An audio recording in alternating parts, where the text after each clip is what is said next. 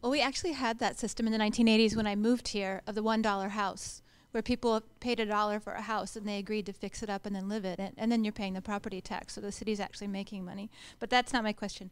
Two quick things. You talked about growth, so I'm wondering what your thoughts are if you're talking about growth for growth's sake. And you know, are we still in a capitalist system in your democratized economy? And you also talked about debt. I'm wondering, are you talking about credit, like a mutual credit type of system, or are you still talking about a debt-based system? These are very good questions. Now, some growth, I believe there must be. But that growth in a logical and well-organized society has to be agreed socially, targeted, and organized on a social basis. We see what happens when there is no growth. There are problems that emerge because people's needs expand, they need to meet them, there's a new generation coming in at any time. Societies need growth to bring the poor out of where they are and to improve general social conditions. But growth for growth's sake, no. That's a capitalist logic. That is, you grow to accumulate, to become bigger, that's mindless. We need growth that is socially targeted and socially organized and socially valued, basically, right? Which areas and how. And that's exactly what a non-capitalist, anti-capitalist, socialist society would be about. That's the content of it. Okay? So that's what I would say about this. And obviously there would be ecological and other dimensions that we need to bring to bear when it comes to deciding what kind of growth we want. Debt, though, is the other thing that you brought up. Debt is a very powerful and very peculiar social relationship. And we need to start with that. There are many kinds of debt. Now, we call everything debt, and we're right to a certain extent because it's an obligation of one person to another or one person to an institution. But actually, there is a variety of forms of debt. There's the debt of business to business. This debt is actually, in contemporary capitalist societies, treated as an instrument of policy. Businesses go bankrupt, the lender gets what they can out of the assets of the business, and everybody goes about their affairs after that. And that's accepted as a normal run of things. There is also debt between states. That's also a kind of debt. But there, bankruptcy is not possible. Or if it is possible, it's deeply problematic. Right? If one state goes bankrupt, or threatens to go bankrupt, it looks as if the world would collapse, even if it can't pay its debts. So already we see that debt differs from debt. Debt for households is still different. Individuals don't borrow to accumulate, to produce, to run a business. They borrow typically because they want to buy a house, they want to send their children to school, or they want to go to school themselves, or they want to meet other needs. This is a different kind of debt. Again, it's debt to meet everyday needs. How that debt works in modern society is a very interesting question because it can free up activity, it can make life easier for you, it can smooth out your spending and so on, and it is there that we need to think of public intervention. If we're going to think of debt as a public utility, and banking as a public utility, then we can approach debt in that way. And there we can put in communal and associational ways and mutual ways of dealing with debt. That's where you begin to get other approaches to debt, which are actually anti-capitalist in many ways, although it still is debt. Right? Because they will be publicly based, because they will be communally based, because they will be based on trust that would be created by society and by people themselves, rather than a big private institution lending to individuals and expecting them to pay back and actually exploiting them and making profits out of their income. It is these changes that we need to think about and that we need to propose, because that's what modern society needs and demands, I think.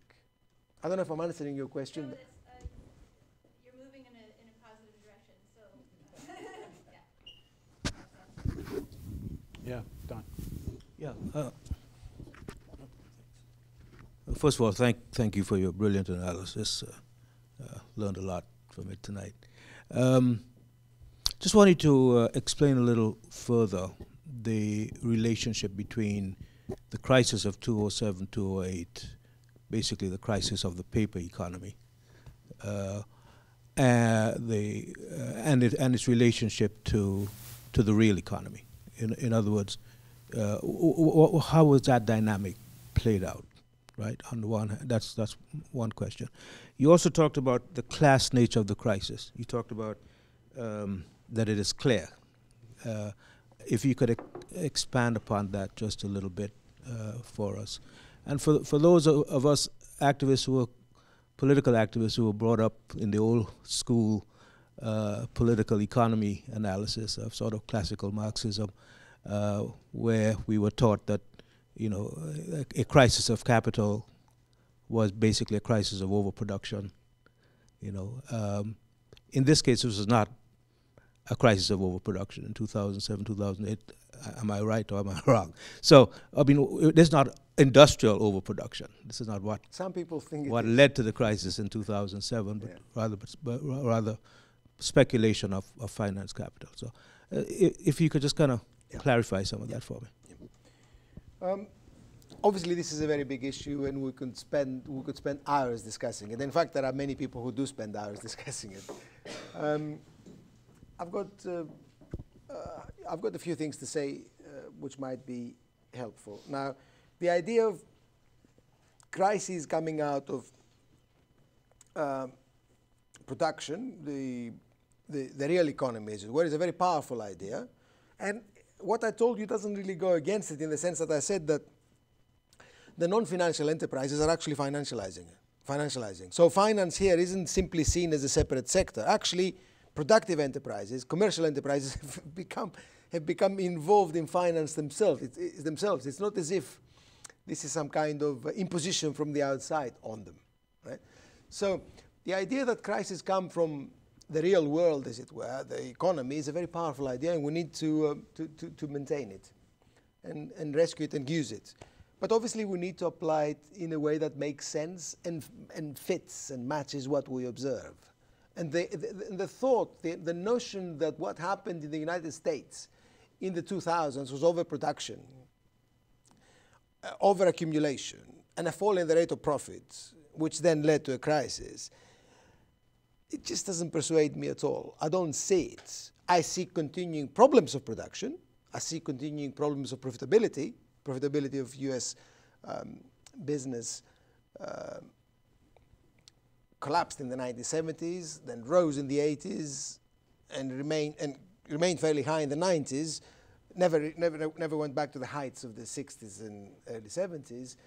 But when we look at the 2000s, we don't see a collapse of profitability which led to the crisis of 2007, 2009. If we see a decline, it's not really a decline that's commensurate with the gigantic disaster that happened in 2007, 2009. So profitability is very important because it remains problematic, but we need more complex and more sophisticated explanations of what happened, because the crisis of 2007, 2009 is extraordinary. Finance played a key role in it, and we need financialization arguments in order to understand it. That's what I would say. The class aspect of it, to my mind, there's no doubt at all about it. First, in terms of how it was confronted, how it was dealt with, which I've discussed briefly.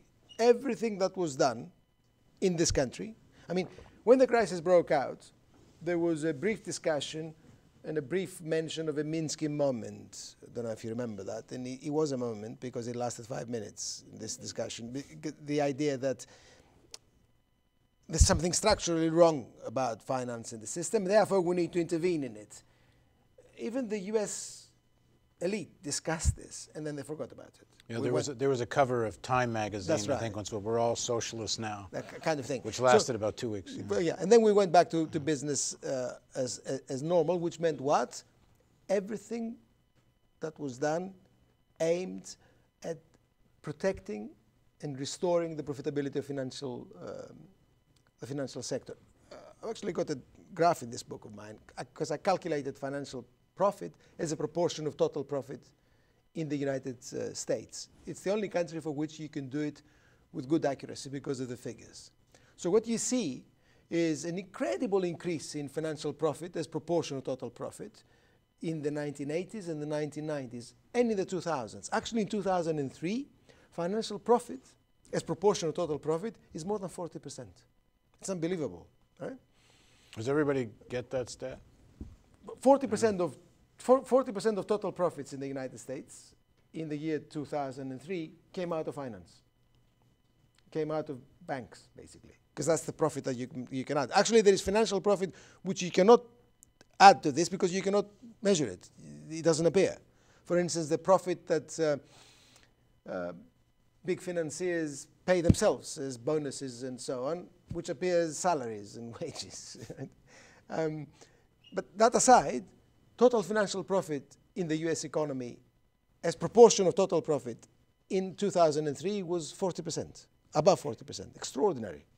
Then that collapses, begins to fall, and it collapses in the crisis, goes right down because bank after bank failed.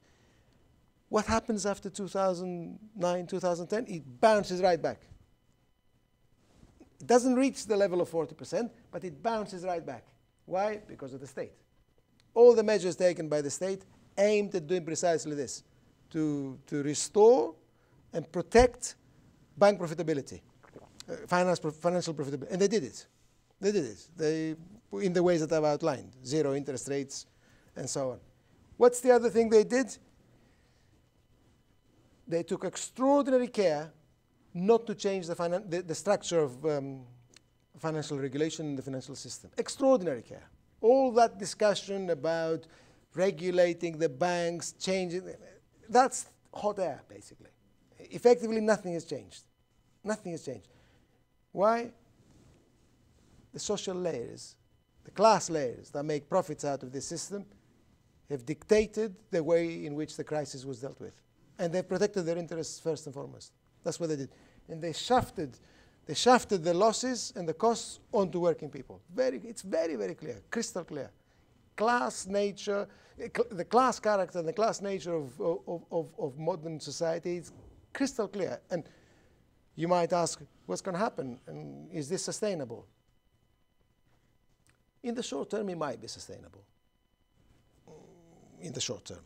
In the longer term, there is no society in which class interest can express itself so brazenly they can survive for long. There's no society. These societies that do that are basically doomed. Even with the protection of the state? Even with the protection of the states. You cannot keep real wages flat as they've been in this country for so long. You cannot create poverty on a mass scale. You cannot exploit people in 1,000 different ways, including finance. And you cannot shift all the benefits and the profits to the top small layer of the population associated with finance, and do it time and time and time again, even in the midst of a gigantic crisis, and hope to maintain that system for long. Yeah, you can do it for a period. You can, as they have. But not maintaining the system doesn't necessarily mean the alternative is going to be a positive one. I mean, you can have a Hitlerite response to the crisis too. I did not. I mean, I know you're not saying. Yeah. In Greece, yeah, I mean, it could go either way in Greece. Yeah. All I'm saying is that this financialized capitalism has become so shameless in extracting profits and maintaining exploitation and naked class privilege that, historically speaking, we know that it's very difficult to maintain that without serious ructions, serious unrest. Which way that will go, I don't know. I cannot tell. But to me, this looks very unstable.